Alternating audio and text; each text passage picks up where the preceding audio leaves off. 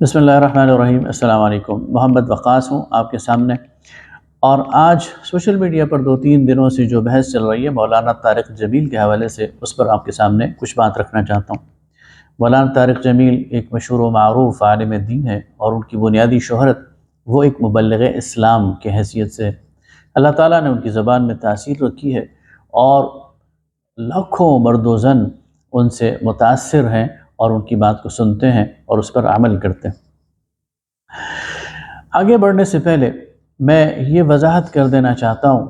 کہ میں سید ابوالعلا مودودی رحمہ اللہ کی فکر سے متاثر ہوں، اسلامی تحریک کا ایک ادنیٰ کارکن ہوں، لیکن اس کے باوجود اگرچہ میرا تصور دین، اقامت دین کے حوالے سے بالکل واضح اور کلیئر ہے، میں تبلیغی جماعت کو اس ملت کا اثاثہ سمجھتا ہوں، اور تبلیغی جماعت میں جو لوگ وقت لگاتے ہیں، جان لگاتے ہیں، ان کے اخلاص کی قدر بھی کرتا ہوں اور ان سے محبت بھی کرتا ہوں۔ یہی وجہ ہے کہ ہمارے محلے میں جس مسجد میں تبلیغی جماعت آتی ہے تو ان کا استقبال بھی کرتا ہوں، ان کا اکرام بھی کرتا ہوں، اور ان کے لیے دعا گو بھی رہتا ہوں۔ اور اس کی 2 وجوہات ہیں۔ پہلی وجہ تو یہ ہے کہ میرے مشاہدے میں جتنے بھی تبلیغی جماعت کے لوگ ہیں، میں نے انہیں اخلاص اور قربانی کا پیکر دیکھا ہے۔ بے ریا لوگ ہیں، اور جس مقصد سے جڑے ہوئے ہیں اس کے لیے اپنی جان بھی لگاتے ہیں اور اپنا مال بھی لگاتے ہیں، اور اس کے لیے کسی صلے اور کسی ستائش اور کسی بدلے کے طالب بھی نہیں ہوتے۔ اور دوسری بات یہ ہے کہ اگر میں 1985 کے بعد کے حالات کا جو میری شعوری زندگی ہے دیکھوں، اور آج 2025 ہے، ان 40 سالوں کا جائزہ لوں، تو پنجاب کے دور دیہات اور خیبر پختونخوا کے دور دراز دیہات، ان کا تو میں گواہ ہوں، اور سندھ اور بلوچستان کے بارے میں نے سنا ہے کہ جہالت کے جو اندھیرے تھے ان کو چاک کرنے میں، اور دین کو فروغ دینے میں، اور لوگوں کو نماز اور کلمے کی طرف لانے میں تبلیغی جماعت کا بہت بڑا کردار ہے۔ لیکن اس کا مطلب یہ نہیں ہے کہ میں تبلیغی جماعت کے طریقہ کار پر یا اس کے لٹریچر پر کوئی ملاحظات یا آبزرویشنز نہیں رکھتا۔ مجھے تبلیغی جماعت کے مقصد سے، تصور دین سے، ان کے طریقہ کار سے، ان کے لٹریچر سے، خاص طور پر فضائل اعمال سے، اور ان کا وہ جو طریقہ کار ہے جس کے نتیجے میں وہ لوگوں کو وقت کے دھارے سے جوڑنے کے بجائے کاٹ دیتے ہیں، اس پر ملاحظات ہیں، اور اس پر اپنا تحفظ رکھتے ہوئے بھی، لیکن اس موقع پر چونکہ وہ موقع نہیں ہے، میں اس کو ایک طرف رکھتے ہوئے اپنی بات کو آگے بڑھاتا ہوں۔ تبلیغی جماعت کو 1926 میں مولانا الیاس رحمہ اللہ نے قائم کیا، اور یہ ان کا اخلاص ہے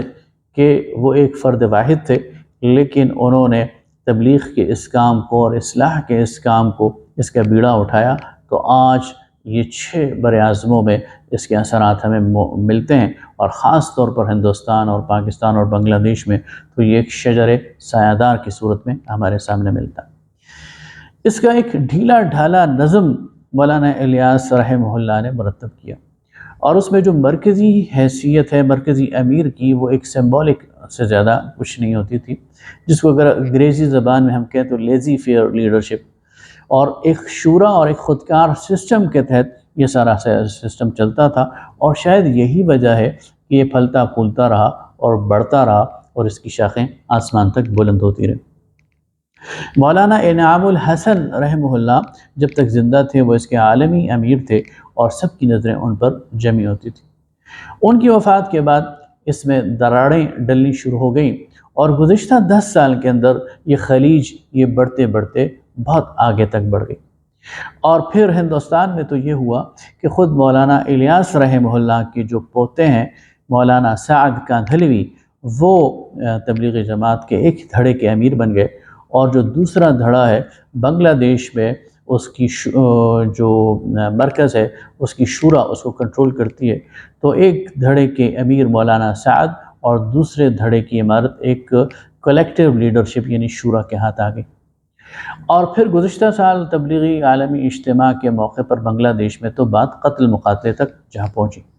تو یہ وہ صورتحال ہے کہ جس میں جو بھی درد دل رکھنے والا ہے، جو تبلیغ جماعت سے محبت کرتا ہے اور جو اسے دین کا اثاثہ سمجھتا ہے، وہ ظاہر تشویش میں مبتلا ہے، اور اس کی یہ خواہش ہے کہ تبلیغی جماعت میں کوئی انتشار اور افتراق نہ ہو، اور دین کا یہ کام اسی طرح آگے پھلتا اور پھولتا رہے اور آگے بڑھتا رہے۔ یہی افتراق، اس کے کچھ اثرات ہمیں پاکستان میں بھی نظر آ رہے ہیں۔ ابھی حالیہ جو مولانا طارق جمیل صاحب کا واقعہ ہوا ہے، میں اس کے پس منظر میں نہیں جانا چاہتا، مانسہرہ میں وہ تشریف لے گئے لیکن انہیں بیان سے روکا گیا، تو یہ سوال اٹھتا ہے کہ مولانا طارق جمیل صاحب کے اور جو تبلیغی جماعت کے جو مسائل ہیں ان کی جڑ اور بنیاد کیا ہے؟ ویسے تو کہا یہ جا رہا ہے کہ مولانا طارق جمیل صاحب پر تبلیغی جماعت کی آبزرویشن یہ ہے کہ مولانا نے میڈیا کو استعمال کیا، مولانا سیلیبریٹی بن گئے، مولانا نے سوشل میڈیا اور ٹیلی ویژن اور ان چیزوں کو کے ذریعے اپنے آپ کو پروموٹ کیا، اور یہ چیزیں تبلیغی جماعت کے ہاں ناپسندیدہ۔ لیکن اس بات میں اتنا وزن نہیں ہے۔ دیکھیے مولانا طارق جمیل جب سے آئے ہیں تو مولانا طارق جمیل نے وقت کا جو میڈیا ہے اس کا بہترین استعمال کیا۔ جس وقت کیسٹس ہوتی تھی تو مولانا طارق جمیل وہ واحد تبلیغی جماعت والے ہیں جن کی کیسٹس وہ دھڑا دھڑ بکتی تھی، ہاتھوں ہاتھ بکتی تھی، اور تبلیغی جماعت کو اس پر کوئی اعتراض نہیں ہوتا تھا۔ ان کی ہر جو تقریر ہے وہ ریکارڈ ہوتی تھی اور فوراً مارکیٹ میں آ جاتی تھی۔ پھر اس کے بعد سوشل میڈیا آیا تو ان کے کلپس بھی وائرل ہونے شروع ہو گئے، ان کی ویڈیوز بھی وائرل ہونی شروع ہو گئی، اور جب ٹیلی ویژن آیا تو ان کی ٹی وی ٹاکس بھی وائرل ہونا شروع ہو گئی۔ لہٰذا اگر اس پر کوئی اعتراض کیا جاتا، یا اگر یہ اعتراض کیا جائے کہ مولانا کی گفتگو کا جو کانٹینٹ ہے اس پر تبلیغی جماعت پہ اعتراض ہے، تو یہ سارا کانٹینٹ تو فضائل اعمال میں موجود ہے، یہ ساری جو ضعیف روایات ہیں وہ تو وہیں سے اٹھائی گئی ہیں، تو کانٹینٹ پہ بھی کوئی اعتراض نہیں بنتا۔ لہٰذا تبلیغی جماعت کو مولانا طارق جمیل پر کوئی فروعی اعتراض نہیں، بلکہ اصل مسئلہ یہ ہے کہ تبلیغی جماعت بنیادی طور پر اصلاً دیوبندیوں کی جماعت ہے، اور جو اہل دیوبند ہیں انہوں نے ایک تقسیم کار کیا ہوا ہے، ایک ان سین ان کی ڈسٹریبیوشن آف ورک ہے۔ ایک تو ان کے مدارس کا سسٹم ہے پاکستان میں، بنگلہ دیش میں اور ہندوستان میں۔ یہ جو مدارس کا سسٹم ہے اس کے اندر یہ طلباء کو تیار کرتے ہیں، اور یہ اپنے عقیدے کی ترویج اور پرچار اس کے ذریعے کرتے ہیں، اور ایسے لوگ تیار کرتے ہیں جو پھر مختلف مساجد میں اور مختلف شعبوں میں دیوبند کے جو یعنی دیوبند کا یہ جو نظریہ ہے اس کے فروغ کے لیے کام کرتے ہیں۔ یہ جو فقہی اور مسلکی چیز ہے اس پر کام کرتے ہیں۔ اسی طرح دوسرا جو ان کا کام ہے وہ دعوت اور تبلیغ کا ہے، اور دعوت اور تبلیغ کا یہ جو کام ہے یہ تبلیغ جماعت کر رہی ہے، یہ پاکستان میں بھی کر رہی ہے، ہندوستان میں بھی کر رہی ہے، بنگلہ دیش میں بھی کر رہی ہے، اور پوری دنیا میں کر رہی ہے۔ تبلیغی جماعت کا یہ کام دعوت کا ہے، اصلاح کا ہے، اور یہ مدارس سے بالکل الگ انڈیپینڈنٹ ہے، لیکن جہاں ضرورت پڑتی ہے یہ آپس میں کوارڈینیشن اور کولیبریشن بھی کرتے ہیں۔ تیسرا کام ان کی سیاست کا ہے، اور سیاست کا جو ان کا کام ہے یہ مدارس اور تبلیغی جماعت سے بالکل انڈیپینڈنٹ ہے، لیکن آپس کی ان کی کوارڈینیشن اور کولیبریشن یہ قائم ہے۔ سیاست میں ہندوستان کے اندر مولانا حسین احمد مدنی کا جو خاندان ہے وہ ہندوستان کی سیاست میں جو بنیادی رول ادا کرتا ہے جمعیت علماء ہند کے نام سے، اور پاکستان میں جمعیت علماء اسلام کے نام سے جس کے سربراہ مولانا فضل الرحمان ہے۔ لہٰذا تبلیغی جماعت جب مدارس کی طرف رخ کرے گی تو ان کا مدارس کا نیٹ ورک موجود ہے، اور تبلیغی جماعت جب سیاسی بات کرے گی تو یا سیاسی طور پر سوچے گی یا سیاسی طور پر ریئیکٹ کرے گی تو ان کا سیاسی پلیٹ فارم وہ مولانا فضل الرحمان کی صورت میں اور جمعیت علماء اسلام کی صورت میں موجود ہے۔ اب جب مولانا طارق جمیل صاحب نے اس میں ایک اور پوزیشن لے لی، اور مولانا فضل الرحمان صاحب کے ایک بالکل مخالف فریق پاکستان تحریک انصاف اور عمران خان کو سپورٹ کرنا شروع کر دیا، تو ظاہر ہے کہ پھر یہاں تو ارتعاش پیدا ہونا تھا، وہی دیوبندی فیکٹر اس نے کام آنا تھا، اور ظاہر ہے کہ اس دیوبندی فیکٹر پر مولانا فضل الرحمان ڈومینیٹ کرتے ہیں، اور ان کا ایک بہت بڑا اثر ہے، یعنی تبلیغی جماعت پر مولانا فضل الرحمان ایک پورا اثر رکھتے ہیں، اور یہی وجہ ہے کہ مولانا فضل الرحمان نے پھر اس پر کبھی نرم الفاظ میں اور کبھی سخت الفاظ میں، کبھی اندرون خانہ اور کبھی بیرون خانہ اس پر تنقید کرنی شروع کر دی، اور واضح طور پر بتانا شروع کر دیا کہ تبلیغی جماعت کو مولانا طارق جمیل کو یا تو سمجھانا چاہیے اور یا پھر ان کو ڈس اون کرنا چاہیے، اور بالآخر وہی ہوا کہ تبلیغی جماعت نے اسی سیاسی اختلاف کی بنیاد پر مولانا طارق جمیل کو ڈس اون کر دیا۔ اب یہاں پر ہم مولانا طارق جمیل صاحب سے بھی مخاطب ہیں۔ مولانا طارق جمیل صاحب ظاہر ہے کہ ایک مبلغ اسلام تھے، اور ان کی ایک غیر متنازعہ شخصیت تھی، اور ان کی بات لوگ غور سے سنتے تھے، اور اس کی وجہ سے وہ دین کی طرف راغب ہوتے تھے۔ اگرچہ اس کانٹینٹ پر ہمیں بڑا اعتراض تھا، وہ جو روایات بیان کرتے تھے اس پر ہم کوسچن مارک لگاتے تھے، لیکن وہ ایک ثانوی اور فرعی مسئلہ ہے۔ اصل کام یہ ہے کہ آپ لوگوں کو دین کی طرف لے کے آئیں، اور اس میں آپ کی نیت اگر ٹھیک ہے اور لوگ اس کی اصلاح کی طرف آ رہے ہیں تو جو کانٹینٹ ہے اس کو